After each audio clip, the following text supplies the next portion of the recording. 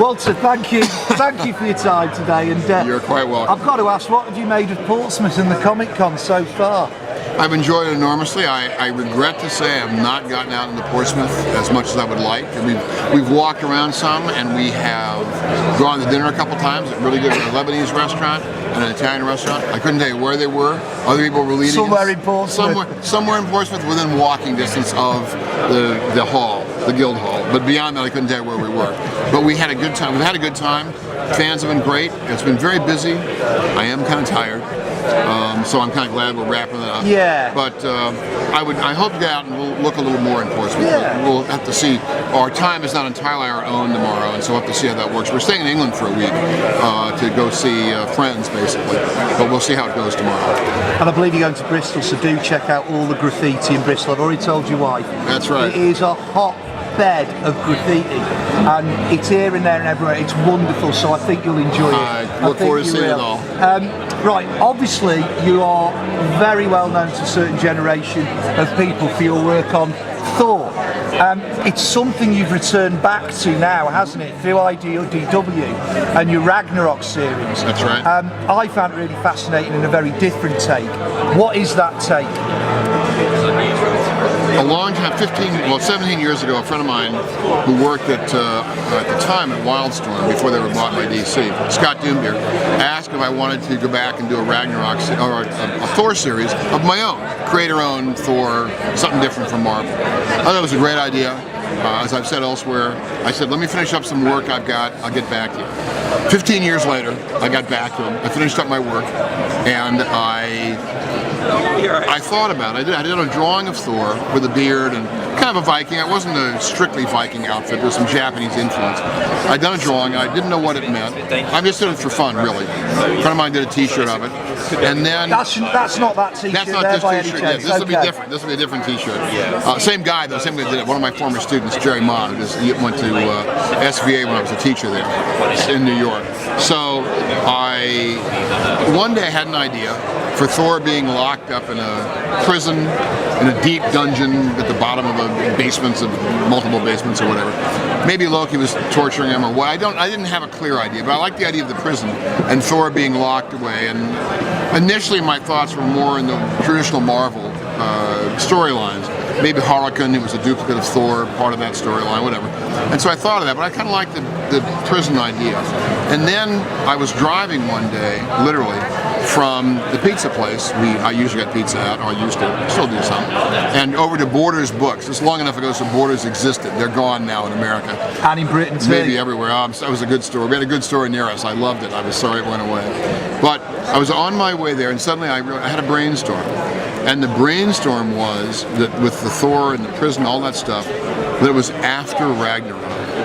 Ragnarok is, in the Norse myths, the death of the gods and the death of their enemies, by and large. It means, it's often called the twilight of the gods. I gather a more accurate translation is the doom of the powers. But honestly, I don't read Old Icelandic or Old Norse, so I can't tell you for sure. But the idea in the Norse myths is that eventually, at the end of time, the enemies of the gods gather together, and the gods all gather together. They meet on a great battle plain called Vigrid, which is 100 leagues in every direction, and they slay each other.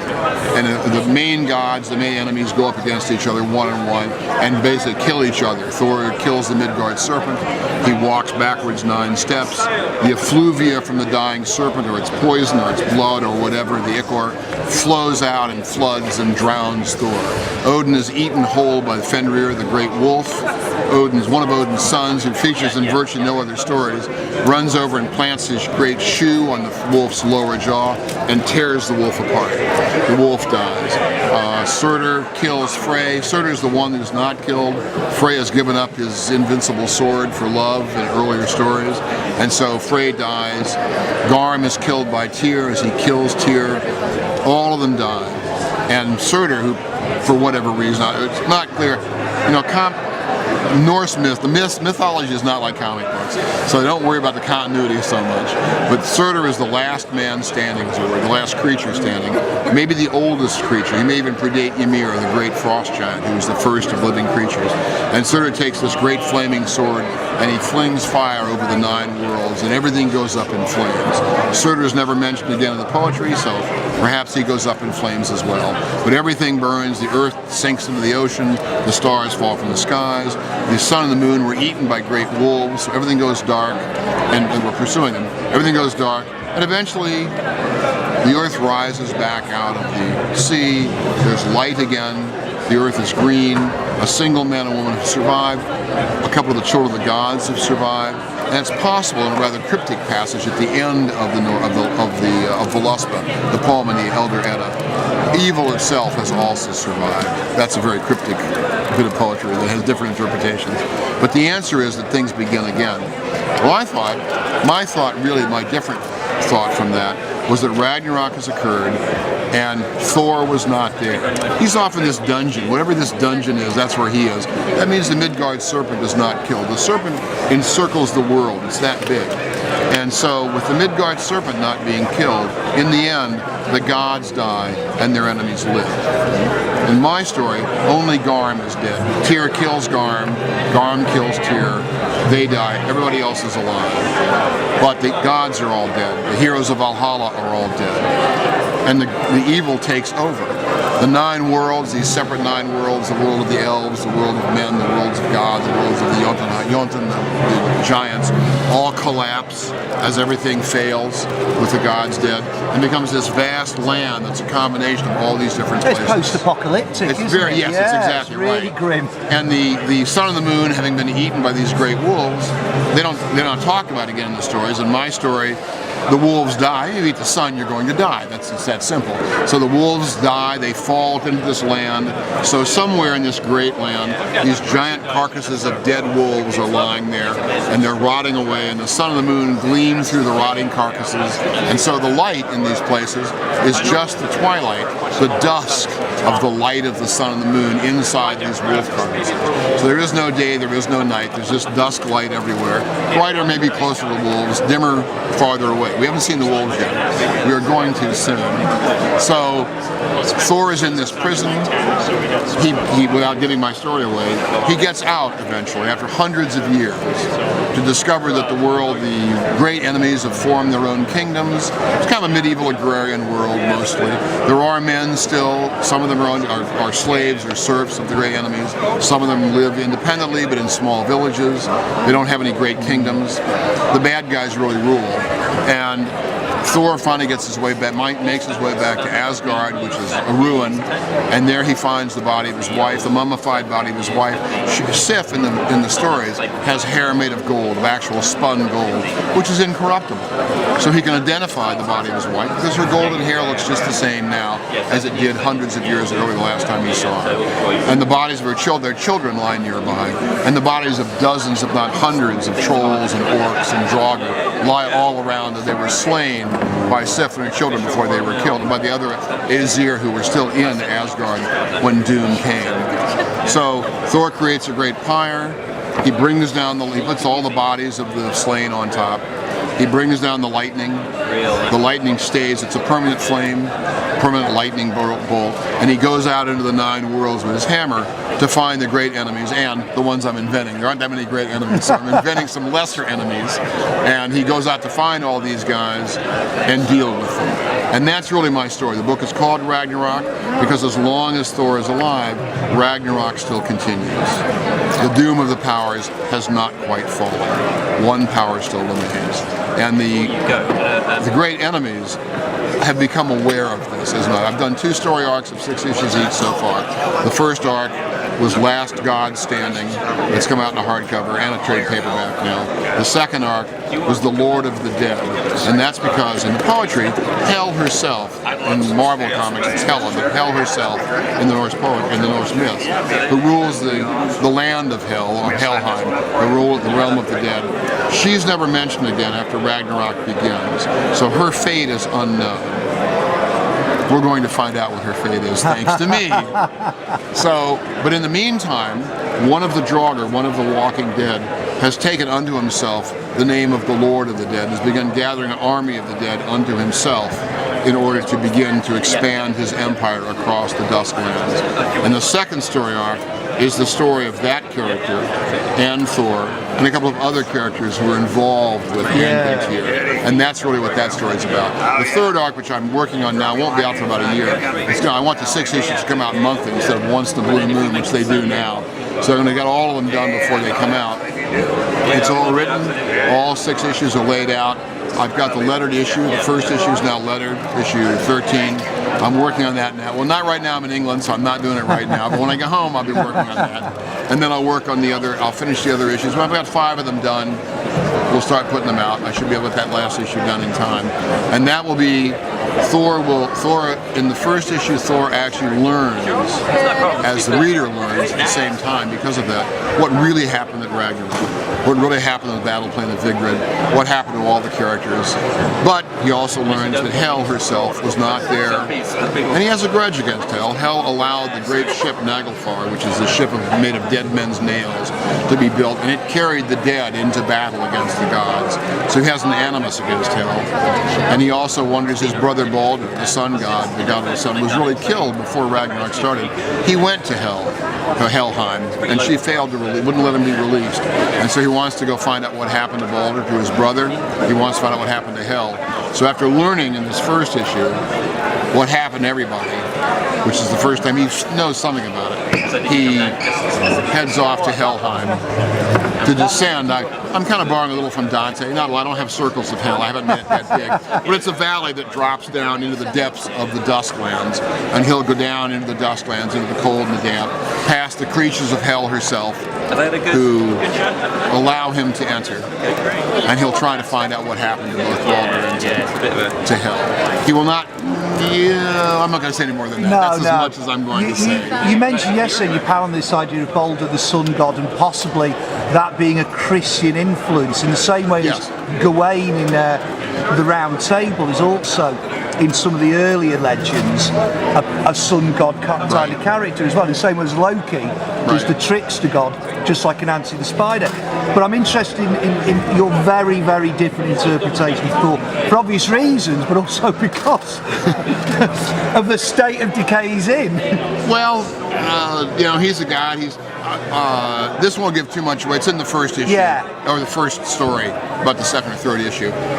In the Norse tree, the ash tree that is the center, the cosmic axis of the world. Many mythologies have a cosmic axis of some kind. In some ways, it's a tree. In the Norse myths, it's a tree. And some of the Norse myths, we don't have a lot of information. We have some stories, a lot of fragmentary material. I mean, it's great. It's great for guys like me because I've got a lot of room to play. But there's an eagle up in the top of the tree, and there's a serpent at the bottom of the tree chewing on the roots of the tree, trying to kill it. And on the tree itself, there's a squirrel called Ratatusk. And Ratatusk runs up the tree to the eagle, and the eagle trash talks the serpent Nidhogg. And then the squirrel runs down to the bottom of the tree and tells Nidhogg what the eagle said about him. And the Nidhogg trash talks the eagle, and the squirrel runs back up and relays, and he runs back and forth relaying all the bad mouthing going on between these. And there's nothing else about him. There's not really anything. It's just a really funny idea. So in my story, there are implications I will not go into, but there are implications. What's happened is, in the Norse gods, unlike many gods in many mythologies, age. They will age and die. And the reason they don't is there's an apple, a magic tree, a tree in Asgard.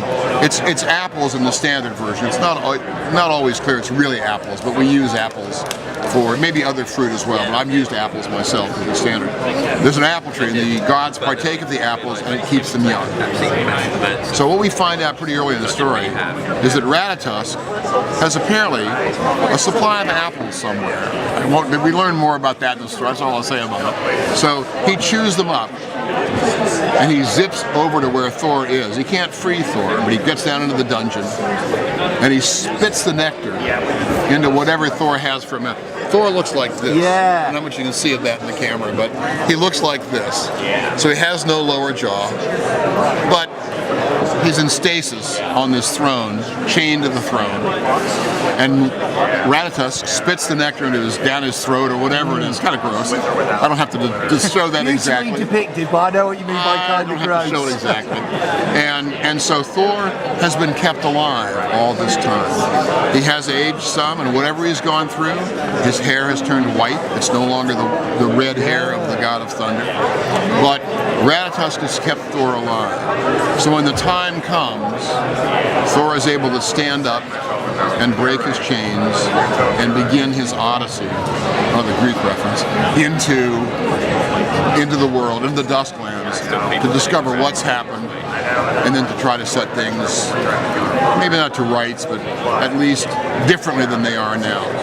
So that's how Thor has survived all these years.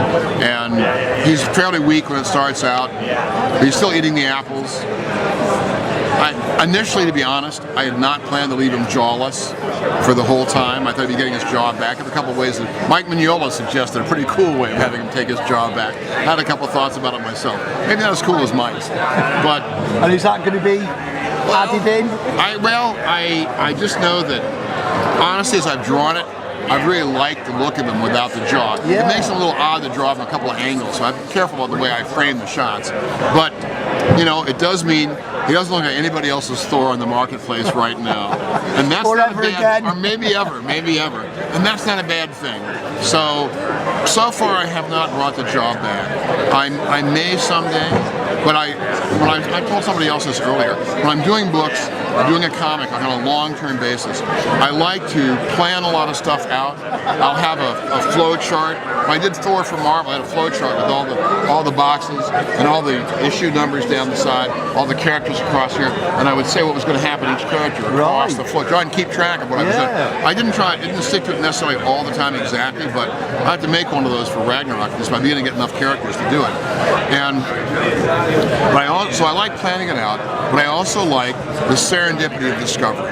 You'll be doing something, you'll think, oh, I could do something like this. So when I invented decided to use Ratatosk as my supplier of nectar to Thor, I hadn't really thought about keeping him in the book as a regular character. But it turns out, as a character, he's kind of written himself as this smart-ass squirrel. And Thor he's probably a little brighter in my comic than he is in the actual myths. He's not a dumb guy in the myths, but he's not the sharpest tool in the set. He's a phenomenal warrior and quick to anger.